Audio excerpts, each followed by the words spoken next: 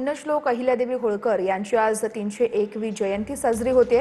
जयंतीनिमित्त विविध कार्यक्रमांचं देखील आयोजन करण्यात आलेलं आहे। मुख्यमंत्री देवेंद्र फडणवीस यांनी उपस्थित राहून अहिल्यादेवी होळकर यांच्या प्रतिमेस अभिवादनही केलेलं आहे। यावेळेस उपमुख्यमंत्री सुनेत्रा पवार, राम शिंदे यांची देखील उपस्थिती होती। महाराष्ट्रातले जेवढी शक्तीस्थळ आहेत त्यांचं पुनर्निर्माण करण्याचा निर्धार आम्ही केला आणि मला सांगताना आनंद वाटतो की जे निर्णय इथे घेतले ती सर्व कामं आम्ही सुरू केलेली आहेत आणि इथलाही विकास आराखडा हा मंजूर झालेला आहे। प्राध्यापक राम शिंदेजी यांच्या नेतृत्वात त्याच्या सर्व काही गोष्टी आम्ही पूर्ण केलेल्या आहेत। फक्त आचारसंहिता सुरू असल्यामुळे आम्हाला आज भूमिपूजन करायचं होतं पण ते करता आलं नाही। आचारसंहिता संपल्यानंतर आम्ही भूमिपूजन